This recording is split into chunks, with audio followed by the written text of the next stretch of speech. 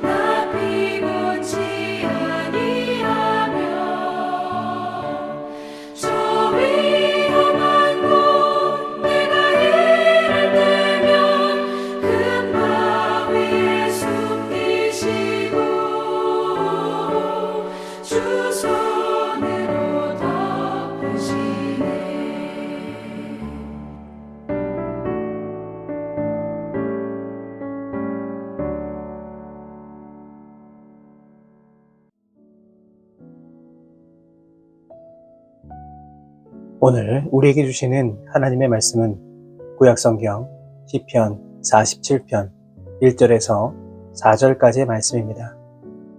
시편 47편 1절에서 4절까지의 말씀을 제가 받들어 봉독하겠습니다. 너희 만민들아 손바닥을 치고 즐거운 소리로 하나님께 외칠지어다. 지존하신 여호와는 두려우시고 온 땅에 큰 왕이 되심이로다. 여호와께서 만민을 우리에게 나라들을 우리 발 아래에 복종하게 하시며 우리를 위하여 기업을 택하시나니 곧 사랑하신 야곱의 영화로다. 아멘.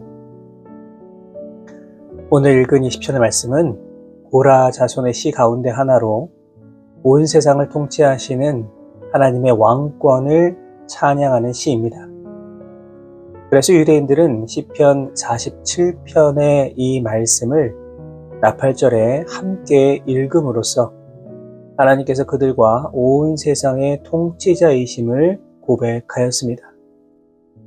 먼저 본문 1절을 보시면 너희 만민들아 손바닥을 치고 즐거운 소리로 하나님께 외칠지어다 노래하면서 먼저 만민을 향해 하나님을 찬양하라 이렇게 촉구하고 있습니다.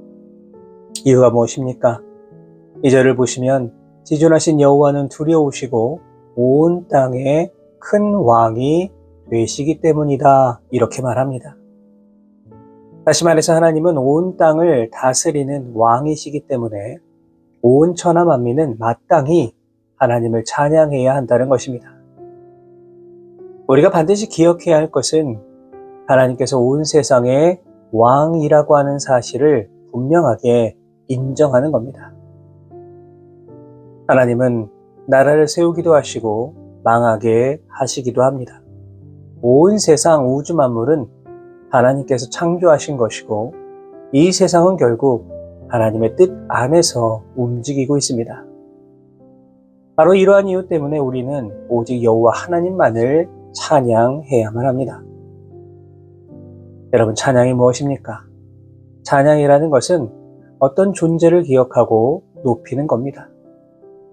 그런데 어떤 존재를 높이기 위해서는 그 존재에게 또 그만한 가치가 있어야만 합니다. 이러한 의미에서 당연히 하나님은 우리의 찬양을 받기에 너무나도 합당한 분이라고 할 수 있습니다. 그러나 세상에서 찬양을 받는 존재들은 어떠합니까? 엄밀히 따져본다면 이들은 찬양을 받기에 합당한 존재가 결코 아닙니다. 세상 속에서 신이라고 불리는 존재들이 참 많이 있습니다. 어떤 이들은 이러한 신에게 마치 엄청난 힘이 있는 것처럼 말하지만 이런 것들은 다 사람이 만들어낸 허구에 불과합니다. 하지만 하나님은 다릅니다. 하나님은 말씀으로 세상을 창조하셨고 온 우주 만물을 당신의 뜻대로 다스리십니다. 하나님께서 하실 수 없는 일 결코 없습니다.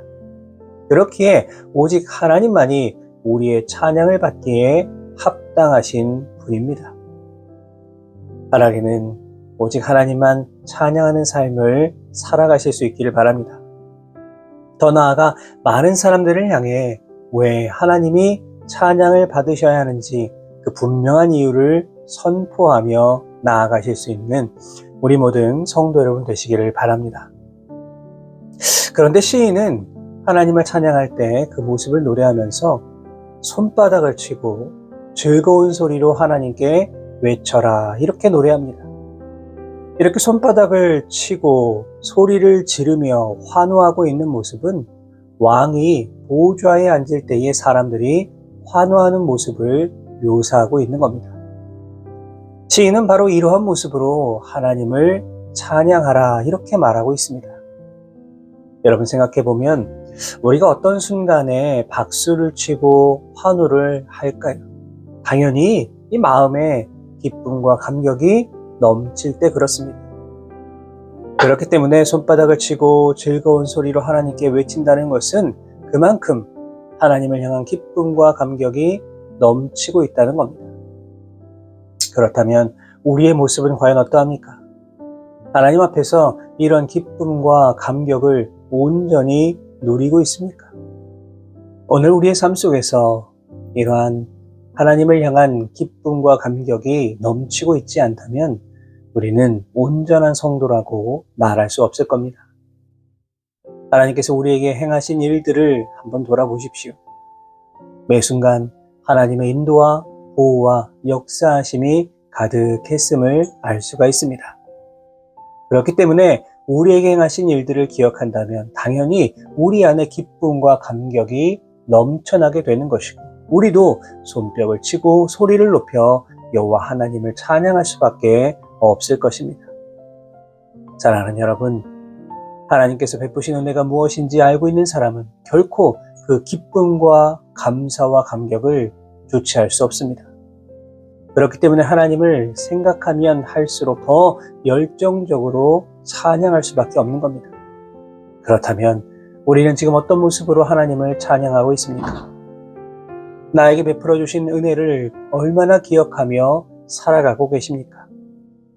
바라기는 오늘 여기까지 인도해 주신 여호와 하나님의 은혜를 다시 한번 깊이 깨달으시고 그 은혜에 감격하여서 다윗처럼 온 마음을 다해 손뼉을 치며 소리 높여 기쁨으로 찬양하며 나아가실 수 있는 우리 모든 성도 여러분 되시기를 주님의 이름으로 축복합니다. 이어지는 본문 3절의 말씀을 보시면 여호와께서 만인을 우리에게 나라들을 우리 발 아래에 복종하게 하시며 라고 노래하고 있습니다. 이 사실 역사적으로 본다면 이스라엘이 온 세계를 지배한 일은 단 한 번도 없습니다.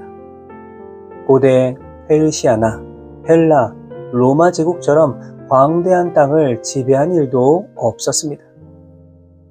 이스라엘은 미디안 또 블레셋과 같은 주변 나라들의 침략과 약탈로 인해 많은 고통을 당해야만 했습니다. 그런데 하나님 마음에 합한 다윗이 왕 위에 오르자 그 사정은 달라집니다. 다윗은 이스라엘 주변 나라들을 하나하나 정복해 나아갔고 다윗 시대의 가장 큰 영토를 차지하게 되었습니다. 그래서 학자들은 오늘 본문의 시편은 다윗이 이렇게 나라들을 정복하고 개선하는 그 모습을 보면서 하나님 은혜에 감격하여 지은 시다 이렇게 추정하기도 합니다. 시인은 이제 고통과 압제에서 벗어난 이 상황을 바라보면서 하나님을 찬양할 수 있는 충분한 이유가 되었던 것입니다. 그래서 오늘 본문을 보시면 하나님께서는 장차 세상을 성도들의 발 아래 굴복시킨다 이렇게 표현하고 있습니다. 여러분, 특별히 이 말씀은 참 우리에게 많은 위로가 되는 것 같습니다. 우리의 삶을 돌아보면 우리가 성도이기 때문에 세상에서 받아야 하는 도전과 핍박이 분명히 있습니다. 때로는 나의 삶이 힘들고 괴로워서 하나님께 부르짖으며 기도하는 경우도 많이 있습니다. 그런데 오늘 본문은 하나님께서 정하신 그 때가 이르면 하나님은 세상을 성도들의 발 아래에 반드시 복종하게 해주신다 이렇게 약속하고 있습니다. 그렇다면 그 때가 언제입니까? 그것은 우리 주님께서 만왕의 왕으로 이 땅에 재림하실 때입니다.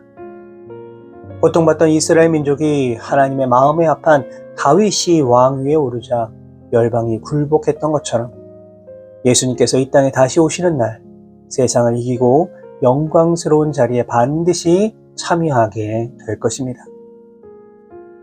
마지막으로 본문 4절의 말씀입니다. 우리를 위하여 기업을 택하시나니 곧 사랑하신 야곱의 영화로다.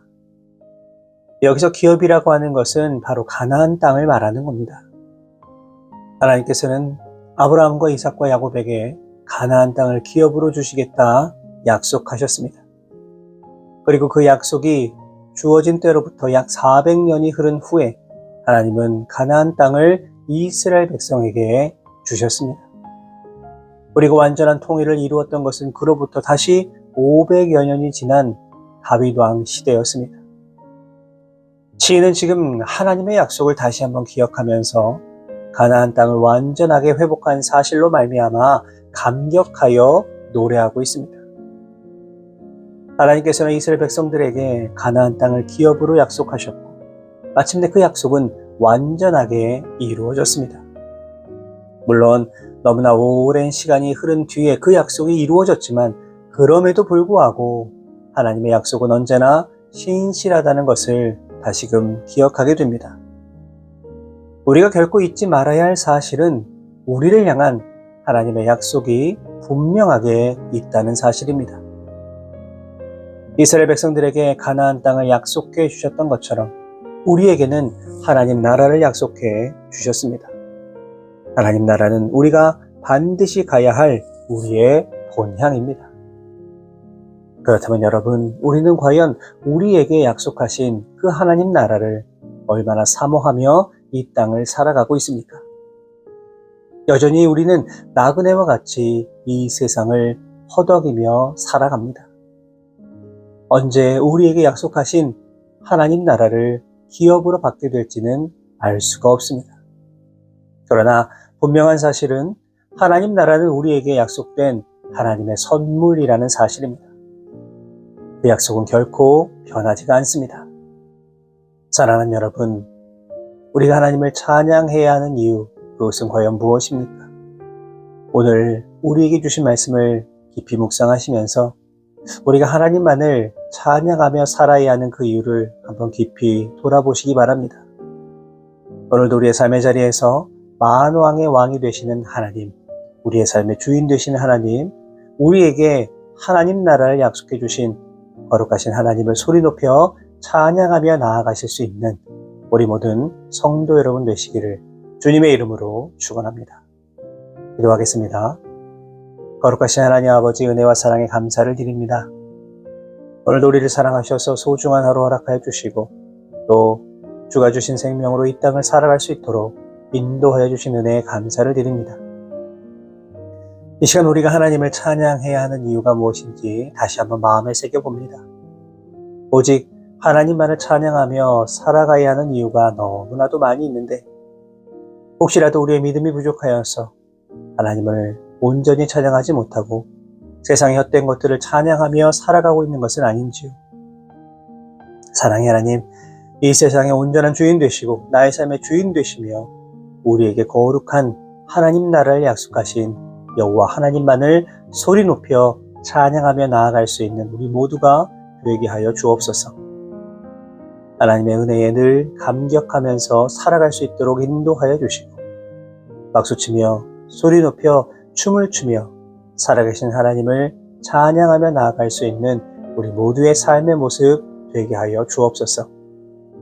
험한 세상 살아갑니다. 늘 믿음 안에 살아가게 하시고 우리의 삶의 자리에서 거룩한 예수 그리스도의 향기를 온전히 드러내며 살아가는 우리의 귀하고 거룩한 삶의 모습들 되게 하여 주옵소서. 모든 것 주님 앞에 감사드리며 거룩하신 예수 그리스도의 이름으로 기도하옵나이다. 아멘.